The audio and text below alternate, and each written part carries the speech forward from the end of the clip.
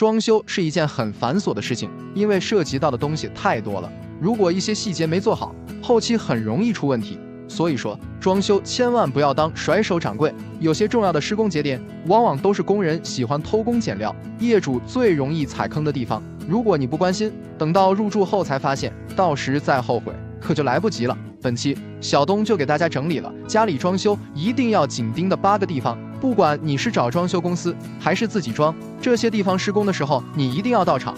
1. 盯房屋拆改。很多人对装修拆除环节并不重视，觉得包给装修公司或工头，自己就不用管了。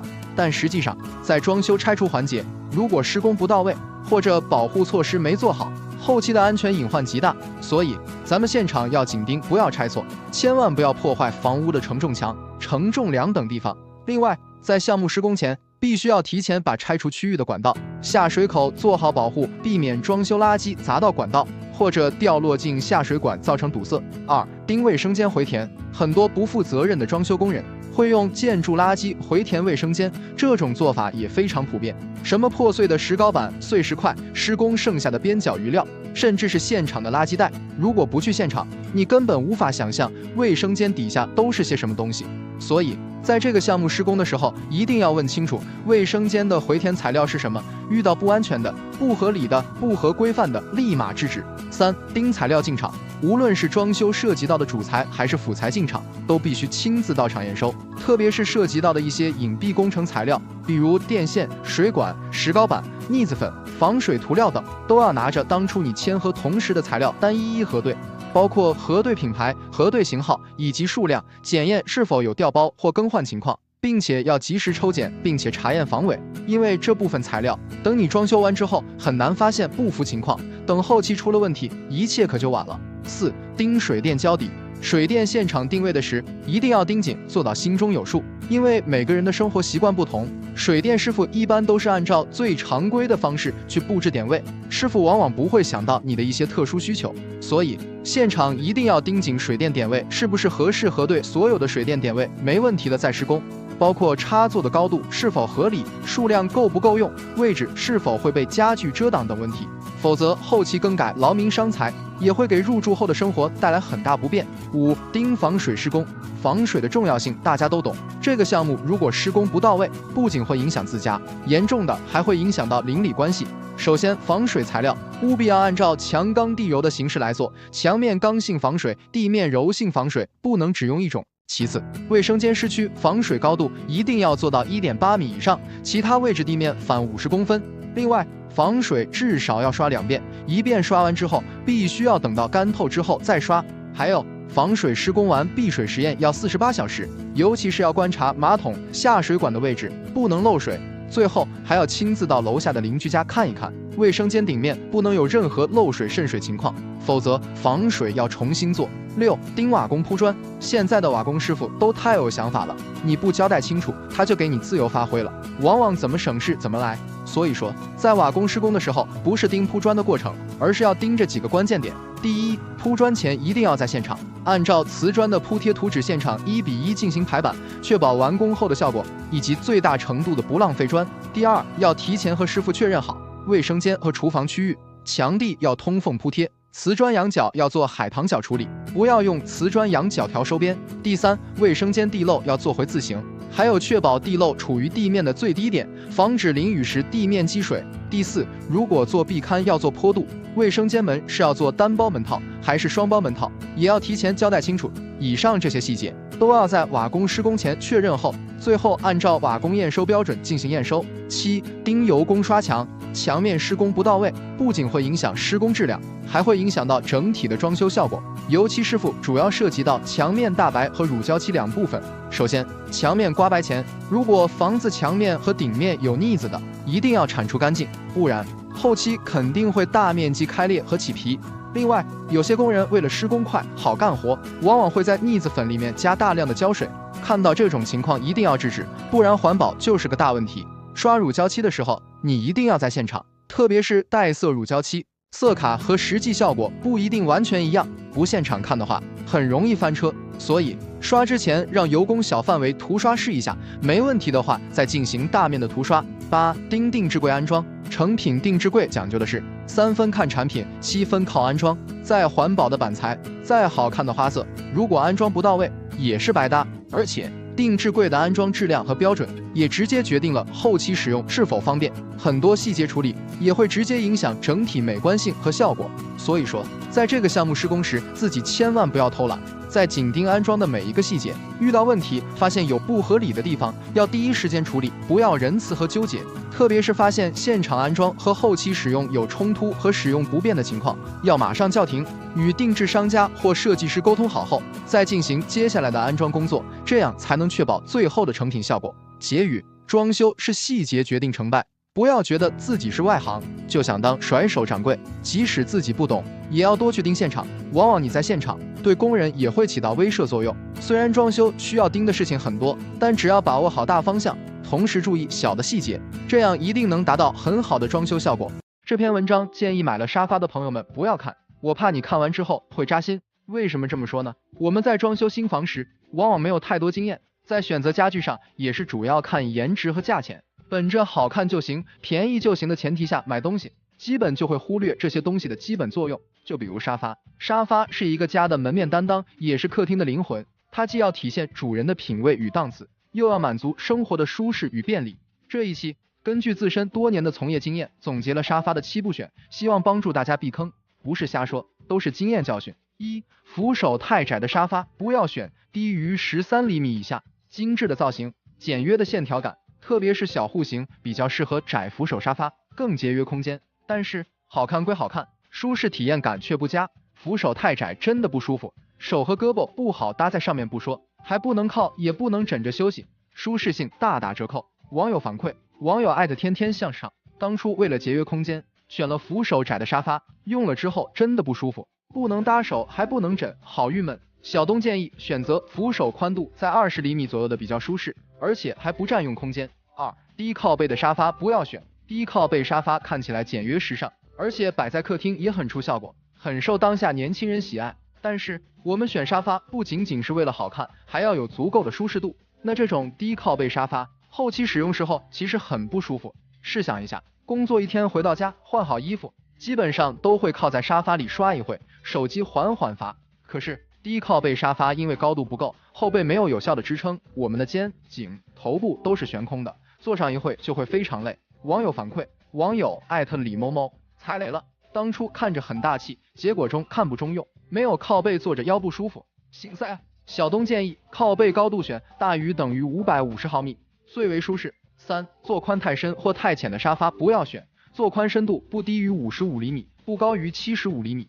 坐深宽的沙发，视觉大气，半躺舒服，确实对年轻人诱惑不小。但坐宽太深的沙发对小户型特别不友好，高于75厘米，非常占空间。再有就是家里来客人的情况下，坐前面点靠不了背，时间长点特别累，坐后面点腿又挨不了地，不舒服还尴尬。网友反馈，网友酷靠太太，对于我来说几乎不坐主人家的沙发，因为现在的沙发对客人并不友好，你总不能跑别人家里躺着吧。但是这种坐身大靠背高的10分钟我就腰疼了，这种只适合自己躺。然后我们来讲讲坐宽浅的沙发，低于50厘米。首先腿部悬空不舒服，另外坐久了会非常累，躺在上面还翻不了身。网友反馈，网友艾特小可爱哀家，第一次买沙发没关注什么坐身问题，就看颜值，买到手之后才知道不能买太浅坐身的，我比较喜欢躺在沙发上，真的搞不好一翻身就在地上了。小东建议坐宽深度在65至75厘米最为舒适。4. 坐垫太硬或太软的沙发不要选，之所以不推荐，是因为这2类沙发都有天然的缺陷，纯框架、薄海绵，没有太多海绵填充物，回弹差，这样的沙发坐着非常硬，特别不舒服。还有一些特殊造型的沙发，为了造型不便，所以做得非常硬，这样的沙发也不要选，坐久了硌屁股也是很不舒服。网友反馈，网友 S7真的是糟心，颜值我还是满意的，就是坐感太不舒服了，坐10分钟以上我就想离开。5. 多功能沙发不要选，多功能沙发可坐可躺，还有充电、按摩甚至储物的功能。总之，各种五花八门的功能增加卖点，吸引你的眼球。当然，出发点是好的，为了满足不同人的需求，但是很多功能其实都不常用，还额外增加了造价，并且功能越多，后期出现维修问题的概率就大很多，很坑，妥妥浪费钱。网友反馈，网友艾特星星，我家电机也坏了，插电就跳闸，修了好几次，真郁闷。网友艾特罗罗，这种沙发下面离地面很低，扫地机器人进不去，没办法打扫，而且好多功能也不经常使用，还比正常沙发贵，不值。小东建议，沙发满足最基本的舒适、实用、高档就非常好了。要是想放松，再入个单独的按摩椅，那多香。6. 异形沙发不要选，很多人被各种异形的沙发吸。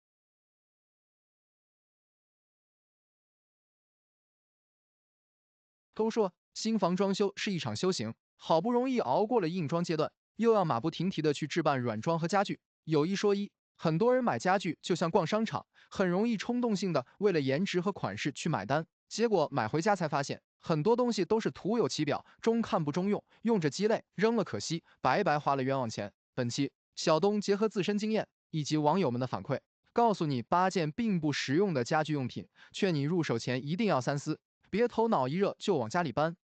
没有托底的岩板餐桌，不得不承认，岩板餐桌的质感确实好，极简的造型，平滑的桌面，自然的纹理，远远看上去真的是又显档次又好看。但是很多人不知道，岩板材质的特性是太脆了。近期就看到不少网友反馈说，自家的岩板陆续出现断裂、崩边、多处划痕的状态，吐槽说感觉被坑了。其实出现以上的这些情况，大概分析是2种原因。其一是遇到不良商家用成本低廉的陶瓷大板去冒充岩板材质，其二就是选了没有托底结构的薄薄的一张板，不裂才怪呢。所以喜欢岩板餐桌的建议务必要买全托底结构的，安全稳固，用着放心。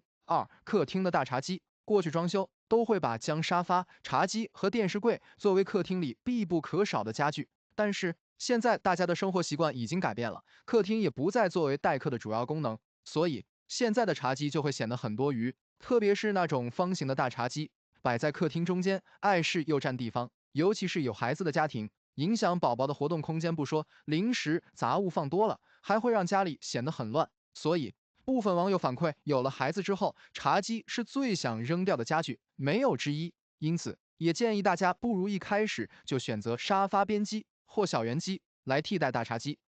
带贵妃位的 L 型转角沙发，同理，还有带转角的贵妃位沙发，之所以不建议大家买，一方面是因为它太占空间，尤其是小户型，会让客厅看上去狭窄又拥挤；另一方面是因为贵妃位功能使用率也低，可能有人会反对，说什么躺在贵妃位上看电视就是舒服。但仔细想想看，你家电视有多久没开了？贵妃位的功能只会用来堆放家里的衣物，所以与其让自己后悔，不如直接考虑直排沙发。客厅显宽敞不说，活动空间也大，实在喜欢躺在沙发上看书、刷手机的话，可以单独配个沙发脚踏。4. 小卫生间的浴缸，即使不做干湿分离，也要在小小的卫生间里塞下一个大浴缸，只为满足自己偶尔泡澡的需求。看到网友的反馈，我是真的无非理解。话说，想泡一次澡，注定逃不掉放水、蓄水，再到清洁浴缸这些繁琐事，耗时又费力。试问有多少人会坚持？长此以往，势必会沦为闲置品。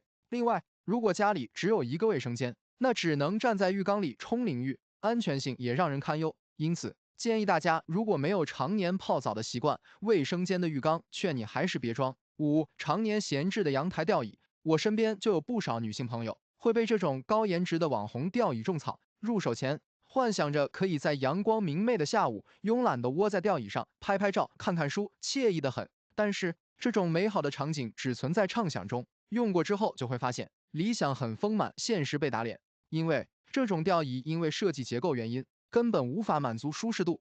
别说摇摇晃晃一下午，坐上去10分钟就会腰酸背痛，很是疲惫，安全性也不高，摇晃幅度太大，还容易倒。所以，真的不要图一时新鲜就往家里搬。这玩意体积也不小，常年闲置，放哪都碍事。6. 不带柜门的展示柜，什么书柜、酒柜、装饰柜，统统不装柜门。甚至我还看到有些网友的家里还有开放式的衣柜，只要追求那种看上去通透的效果，不管是哪一种，我劝你都别去跟风模仿。柜体不装柜门，里边摆放的物品确实可以更好的展示出来，但家里又不是商场和酒店，不需要展示给别人看。好看的效果是牺牲实用性换来的。柜子不装门，柜体积灰难清洁是个大问题，所以真没必要为了效果给自己徒增家务烦恼。如果想要部分展示空间，也建议选择通透的玻璃门，既不影响效果，又能防灰防尘。7. 使用率不高的跑步机，前段时间看到部分网友反馈，自家跑步机目前的使用情况真的会被笑掉大牙。例如，有把跑步机当晾衣架的，还有当杂物台的，甚至有网友把跑步机改成单人床的。总之，终归是难逃吃灰、闲置或转让的最终宿命。因此，也奉劝想通过在家运动就能到达健身效果的家人们，头脑冷静一些，因为大部分人都只有3分钟的热情，所以与其花钱买个使用率不高的产品放在家里吃灰又占地方，还不如去楼下的小区或花园跑步来的划算。8. 网红羽毛吊灯，羽毛吊灯也算是装饰灯具界的老网红了，仙气飘飘的造型设计，给人一种独特的视觉效果，特别是吊装在女生的卧室里，既显得温馨又很有艺术感。但多数网友对于羽毛吊灯的评价就是买前多喜欢，入住后就有多嫌弃。其实这种羽毛吊灯特别不适合家用。首先，羽毛一吸灰，脏了之后既不能洗又难擦；其次，用于主要照明亮度还不够；另外，易受损，使用寿命也短。因此，这种羽毛灯作为床头装饰灯还不错，如果作为吊灯，真心不推荐，难清洁，亮度低，到时候就有的哭了。好了，以上就是本期的全部内容了。分享出来的目的就是为了帮助大家少花冤枉钱，买了那些并不实用的家居用品，放在家里闲置，吃灰不说，也给卫生清洁带来很大麻烦。冰箱，相信大家都不陌生，作为咱们日常生活中食材存储和保鲜的重要电器，是每个家庭不可或缺的家电之一。而纵观现在的冰箱市场，产品鱼龙混杂，价格参差不齐，这也导致很多人一不小心就买到了并不实用的产品，花了大把血汗钱买回家的冰箱，没用多久就出现结霜、耗电、噪音大以及食物串味等诸多问题。我家这些年也换过3台冰箱，本期结合自己的使用体验以及冰箱的选购技巧，告诉你5种不建议选的冰箱，希望能帮助大家成功避坑。1. 不选制冷冰箱。制冷冰箱就是我们俗称的有霜冰箱，相信家里的老一辈人对它都不陌生，在90年代基本是每个家庭的标配。制冷冰箱的优势在于，首先是价格便宜，1800块就能买得到。另外，它的结构简单，工作稳定，理论上来讲，只要它的压缩机不坏，用个20-30年都没问题。像我老妈家那台就是老款的制冷冰箱，至今服役20多年了。但是它最明显的缺点就是冰箱内结霜，用久了冰霜会越来越多，需要定期去清除。另外就是它的制冷效率较低，始终没办法把冰箱做大，所以你会发现市面上还在售的制冷冰箱大多是小3门款式，容量一般较小，因此不建议大家选择制冷冰箱。现在的风冷冰箱不但制冷效率更高，而且可以做到冰箱内无霜，并且能把冰箱做得很大，更能满足日常大量储物和食物保鲜的需求。2. 不选小容量冰箱。以我换过3台冰箱的经验来看，冰箱在有足够摆放位置的前提下，买大不买小，容量越大越好。千万别相信什么按需购买，觉得家里人口少就买个小容量的。事实上你会发现，就算家里2口人，买个大容量冰箱也是很有必要的。拿我家来举例，刚结婚那会考虑平时就2个人用，就选个小容量冰箱，结果等入住后发现根本不够用，平时的剩菜剩饭和水果饮料就能把冰箱塞得满满的，更何况是逢年过节了。那个时期日常扔东西已经变成了常态，不但可惜还很浪费。所以在我看来，不论家里几口人，买冰箱至少400升以上。再者说，大家都经历了疫情时期，时刻都有囤菜的需求，小容量冰箱根本没办法满足。3. 不买双开门冰箱。市面上的大容量冰箱一般为双开门、十字对开门、多开门这几种款式，其中双对开门冰箱颜值高、容量大，且价格相对便宜，曾经红极一时。我家第2台买的就是双开门冰箱，结果实际体验感很差，根本达不到预期。双开门冰箱看着挺大，但实际上内部设计特别不合理，只有2个分区，左边冷冻，右边冷藏，中间还被隔板分开。实际上单边特别窄，尤其是冷冻室那边，连个整条鱼都放不下，更不要说逢年过节的，你想放一些带骨头的大块肉类，根本不可能。而且我发现双开门冰箱还很耗电，因为双门冰箱只有2个门，只要开门就相当于整个区域裸露出来，冷气流失很大，冰箱只有不停的工作才能达到之前的制冷效果，无形中就增加了能耗，所以不建议大家考虑双开门冰箱。反观不论是十字对开门还是多门冰箱，都不存在这些问题，内部的设计空间更加合理，宽度够长，可以满足大块食材的摆放，且多门款式制冷效率快，不会增加能耗。4. 不选单循环冰箱。目前市面上风冷冰箱的循环系统大致分为单循环系统、双循环系统以及多循环系统3种，在这里也和大家说一下它们之间有什么区别。单循环系统是一个蒸发器加一个风机，负责把冰箱内的冷气循环到各个角落，这就导致食材容易串味，而且冷藏室需要温度时，冷冻室被迫制冷，还会出现冻伤食物的问题，所以不建议大家购买。而双循环系统就是包含2个蒸发器和2个风机组成的制冷循环系统，它的优点在于冷藏室和制冷室各自独立，控温更精准，而且分别独立循环，食物相互间不会串味，冰箱的保湿效果也好。值得注意的是，商家说双循环冰箱，你一定要问清楚是双制冷循环还是双风露循环。双制冷循环的冷藏和冷冻是2个独立的制冷系统，相互之间不会串味，更省电。但是双风露循环冷藏和冷冻是同一个制冷系统，只不过有2个风机在吹风，避免不了会串味，效果完全不一样。总体来说，从控温和制冷效果来看，双系统双循环优于单系统双循环，优于单系统单循环。那多循环系统就是冷藏和变温2者独立，但价格贵，容量还小，相对来说性价比不高。5. 不选高能耗冰箱。要知道，冰箱不同于其他电器，像洗衣机、空调、热水器，只有在日常使用时才耗电，而冰箱常年24小时工作，一直处于用电状态。因此，如果买了能耗高的产品，后期每年交的电费必然是一笔不小的费用。冰箱是否耗电，主要受冰箱自身的能效等级影响。可以肯定的是，1级能效冰箱最省电，像我家那台就是1级能效的，日均综合耗电量标注为 0.56 度天，而同型号同容量的冰箱2级耗电量是 0.78 度天。其实2者日均耗电量相差并不多，但1级能效冰箱的价格一般来说会比2级能效冰箱贵几百块，所以在我看来，1级能效冰箱最省电不假，而2级能效冰箱性价比更高，那高于2级能效等级的冰箱就不建议大家买了。之所以能耗高，也是因为冰箱自身的压缩机也很一般，像标记为3、4、5能效等级的冰箱，不但日常耗电量大，而且冰箱的使用寿命也不长。总结一下，首先选冰箱要买风冷的，风冷不结霜，制冷更均匀。其次，在价格可以承受的范围内，要选个大容量冰箱，可以满足日常的囤菜需求。款式的话，更建议大家选择十字门或多门冰箱，空间储物不受限制。另外，想要保鲜效果好，食物不串味，就要选择双循环制冷系统的冰箱。至于节能省电方面，选择1级或2级能效等级的均可。现代人装修比较看重客厅和卧室，觉得客厅是一个家的脸面，卧室则是主人的私密空间。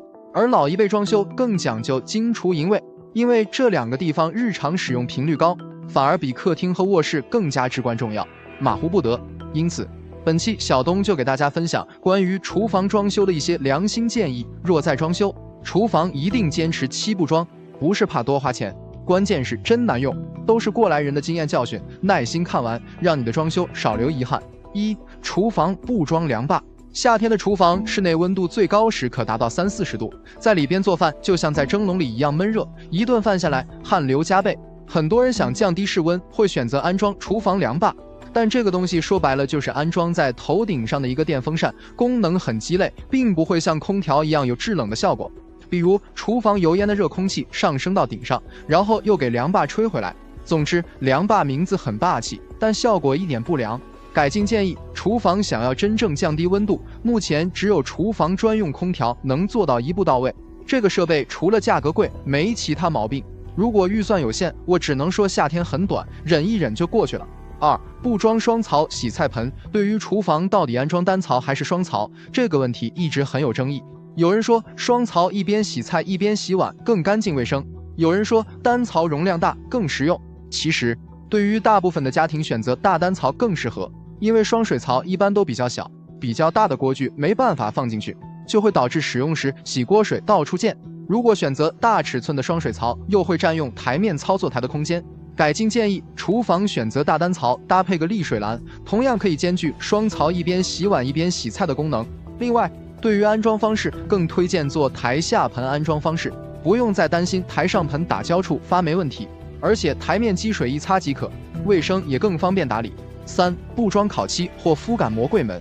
这两种材质的柜门虽说质感好，看起来更有档次，但是都有致命缺点，比如烤漆门就是容易磕碰，不耐划痕，而且如果你家厨房光照强，时间长了还会发生不均匀的褪色，严重拉低颜值。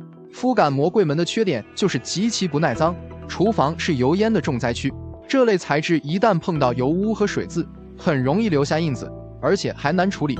改进建议：小东更建议大家选择双饰面材质做厨房柜门，价格便宜是一方面，主要是这类材质颜色款式选择多样，而且耐光照、易打理，性价比最高。如果追求档次，可以选择高光或哑光的 PET 材质，同样具备烤漆的质感，而且耐用性也更好。4. 不装调味拉篮。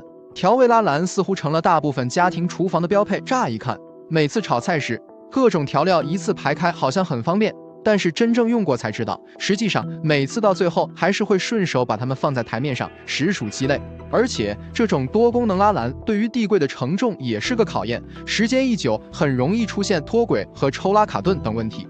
改进建议：经济条件允许，建议把地柜多做抽屉，收纳能力比调味拉篮好，关键是价格还比它便宜。如果预算一般，不如直接做隔板，都比安装鸡肋不实用的调味拉篮强。5. 吊柜不装上翻式或玻璃门。当初想着吊柜做平开门太普通，没什么特点，于是设计了上翻式吊柜，为了突出效果，把普通门还特意换成玻璃门，里边加装了氛围装饰灯，为此多了1000多块钱。刚安装完的效果还是比较满意的，但真正用上才发现完全是多花钱给自己找罪受。首先就是这种门翻上去容易，再想翻下来就比较困难，平时拿取个东西很不方便。另外，玻璃门不但不好打理，而且因为玻璃是透明的，里边一旦摆太多东西，看起来就会很乱。改进建议：厨房的橱柜设计一定是实用性大于颜值，不要为了好看的效果而忽略了日后的使用。对于普通家庭来说，柜门还是选择普通的平开门更实用。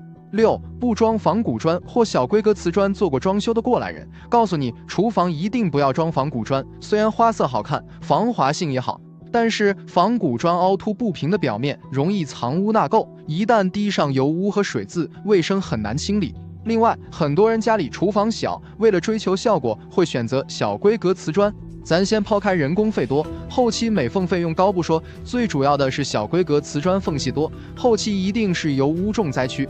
改进建议：厨房是油污的重灾区，务必要考虑日常卫生清洁问题。对于瓷砖，首选釉面砖，抗污好打理。地砖更建议选择客餐瓷砖，通铺到厨房，视觉效果更美观大气。墙面建议选择300×600尺寸，横铺效果最佳。另外，想节约省钱，被橱柜遮挡部分可以用花砖或隐形砖代替。7. 不装大理石或不锈钢台面，天然石材大理石虽说纹理自然，装饰效果更好，但致命缺点是天然石有孔，容易渗色，而且很难清洁。另外，大理石硬度低，韧性较差，会开裂，搞不好你哪天剁个排骨，骨头没断，台面可能碎了。不锈钢材质虽然防水、防潮、不沾油污，但是特别容易出现划痕。平时切菜或剁个肉馅磕碰出坑，几乎不可恢复。一旦台面花了，颜值也就不复存在了。改进建议：对于厨房台面，性价比最高的还是人造石英石，有益清洁、不渗色的特点，平时也不需要特别保养，而且价格也适中。如果实在追求装饰效果，可以选择岩板。可以说，岩板是哑光大理石的最佳平价代替品，但要谨防一些陶瓷大板冒充。结语：对于大部分中国家庭，一日三餐都离不开厨房，所以说装修中厨房才是最值得用心投入的地方。一个好的厨房不单单是好看，关键是还得好用。装修细节的好坏，往往也直接影响着入住后的生活品质。